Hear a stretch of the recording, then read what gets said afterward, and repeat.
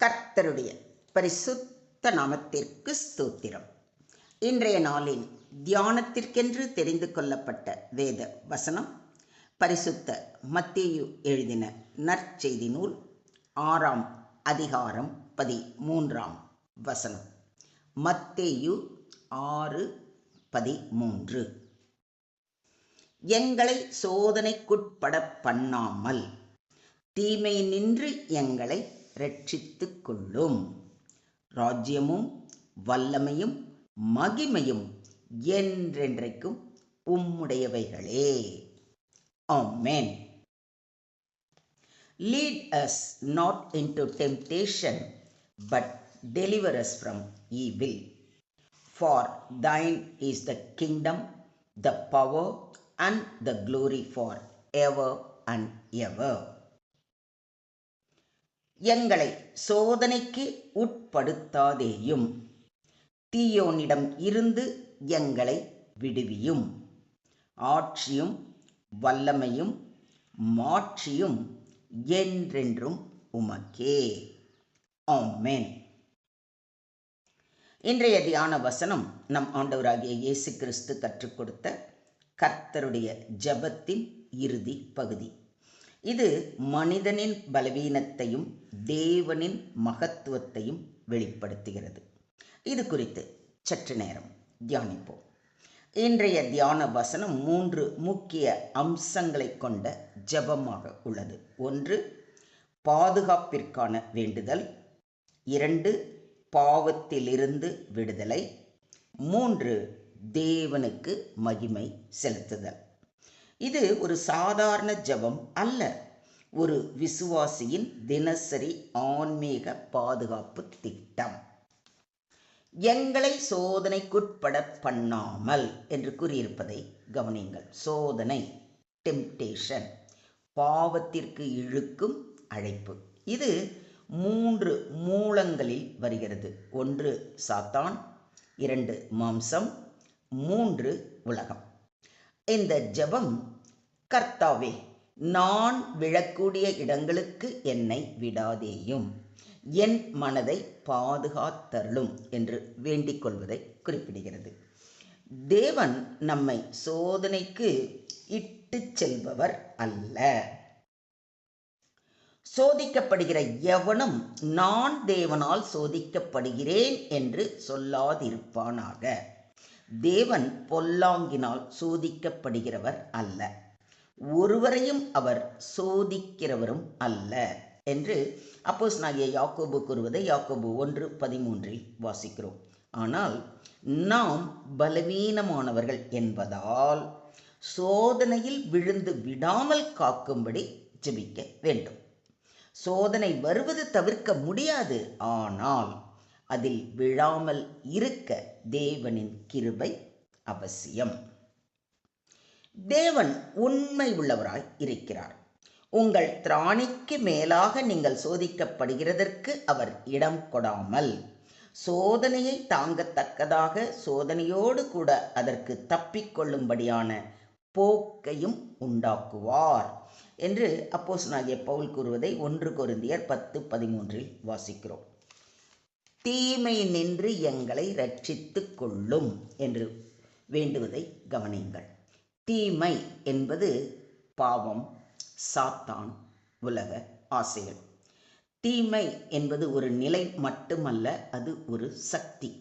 இதில் அடங்குவது பாவத்தின் சக்தி, சாத்தானின் வேலை, ஆன்மீக இருள். இந்த ஜெபம் என்னை பாவத்திலிருந்து, சாத்தானின் தாக்குதலிலிருந்து, தீய வழிகளிலிருந்து காப்பாற்றும் என்று வேண்டுவது, என்னை பிடிக்க முயலும் எல்லா தீய சக்திகளிலிருந்தும் என்னை விடுவியும் என்ற மன்றாட்டு ஜெபம் இது. கர்த்தர் உன்னை எல்லா தீங்குக்கும் விலக்கி காப்பார் என்று சங்கீதக்காரன் உறுதியளித்திருப்பதை சங்கீதம் 121:7 வாசிக்கிறோம். கர்த்தரோ உண்மை உள்ளவர், அவர் உங்களை உறுதிப்படுத்தி தீமையிலிருந்து விலக்கி காத்து கொள்வார் என்று பவுலடிகளாரும் உறுதியளித்திருப்பதை 2 தெசலோனிக்கேயர் 3:3 வாசிக்கிறோம்.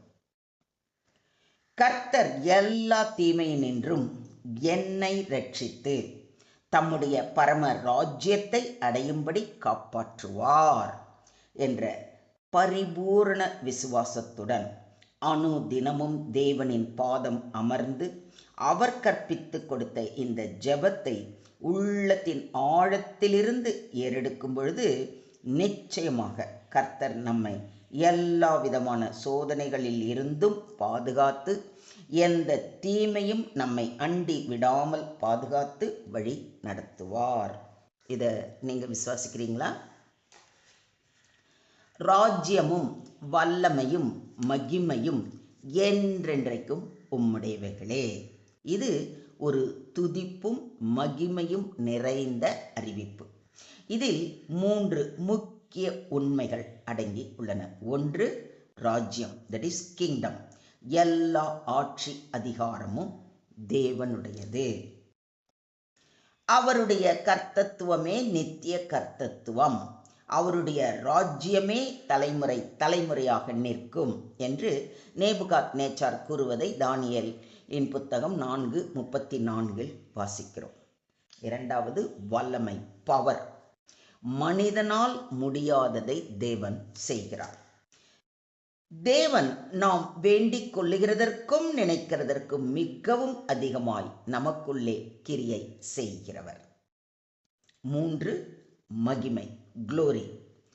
எல்லா புகழும் தேவனுக்கே சேரும்.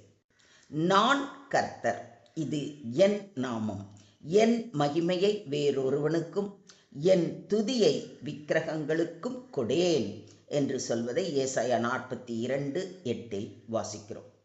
இந்த பகுதி நமக்கு உணர்த்துவது, என் ஜெபத்தின் பதில் என் சக்தியால் அல்ல, தேவனுடைய வல்லமையால். எல்லாவற்றிற்கும் உரிமையாளர் கர்த்தர் மட்டுமே. எல்லா அதிகாரமும் எல்லா மகிமையும் கர்த்தருக்கு மட்டுமே.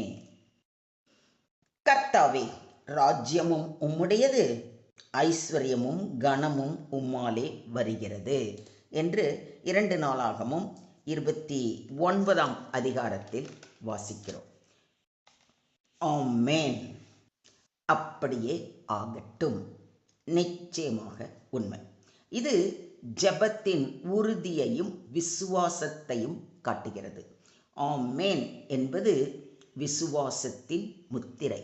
தேவன் கேட்டார், செய்வார் என்ற நம்பிக்கை. தேவனுடைய வாக்குத்தத்தங்கள் எல்லாம் இயேசு கிறிஸ்துவுக்குள் ஆம் என்றும் ஆமென் என்றும் இருக்கிறதே. மொத்தத்தில் இன்றைய தியான வசனம் மூலம் நாம் கற்றுக்கொள்ளும் பாடங்கள்: மனிதன் பலவீனமானவன், சோதனைக்கு எளிதில் விழுகிறான். தேவன் பாதுகாப்பளிப்பவர், தீமையிலிருந்து காக்கும் சக்தி அவருக்கே உண்டு. தேவனுக்கே துதி, கனம், மகிமையை செலுத்த வேண்டும். நம் வாழ்க்கையின் அர்த்தம் அவரை மகிமைப்படுத்துதல். சுருக்கமாக சொல்வதானால், தினமும் இந்த ஜெபத்தை மனதார ஜெபிக்க வேண்டும். சோதனைகள் வரும் முன்பே தேவனை நாட வேண்டும். நம் வாழ்க்கையை தேவனுடைய ராஜ்யத்திற்காக அர்ப்பணிக்க வேண்டும். என்ன, அர்ப்பணிக்க தயாரா இருக்கீங்களா? Today's verse teaches us that we are weak, so we must ask God to protect us from temptation. We need God to deliver us from evil and spiritual dangers. God alone has all power, authority, and glory. Our victory comes not by our strength, but by God's grace. Depend on God's daily for protection, victory, and purpose. Do you? ஸ்தோத்திரம் ஆண்டவரே, ஸ்தோத்திரம் கர்த்தாவே, ஸ்தோத்திரம் ஸ்தோத்திரம் ஸ்தோத்திரம். எங்களை அதிகமாய் நேசிக்கின்ற எங்கள் அன்பின் தகப்பனே, எங்கள் பலவீனங்களை எல்லாம் நீர் அறிந்திருக்கிறீரப்பா. சோதனைகளில் நாங்கள் விழுந்து விடாமல் எங்களை காத்து ரட்சிக்க வேண்டுகிறோம். தீமை நின்று சாத்தானின் எல்லா தாக்குதல்களில் இருந்தும் எங்களை விடுவித்து காத்து ரட்சியும். எங்கள் வாழ்க்கை உம்முடைய ராஜ்யத்திற்கும் மகிமைக்கும் சாட்சியாக இருக்க கிருபை செய்ய வேண்டுகிறோம். எல்லா வல்லமையும் மகிமையும் உமக்கே உரியது என்பதை பரிபூரணமாக விசுவாசித்து எங்களை முற்றிலுமாக தாழ்த்தி உம்முடைய கரங்களிலே ஒப்பு கொடுக்கிறோம். நீங்க பொறுப்பெடுத்துக்கோங்க, நீங்க வழி நடத்துங்க. சகல துதி கன மகிமை யாவையும் ஒருவருக்கே செலுத்துகிறோம். மீட்பர் இயேசுவின் மூலம் ஜபம் கேளும் எங்கள் ஜீவனுள்ள தகப்பனே. ஆமென்.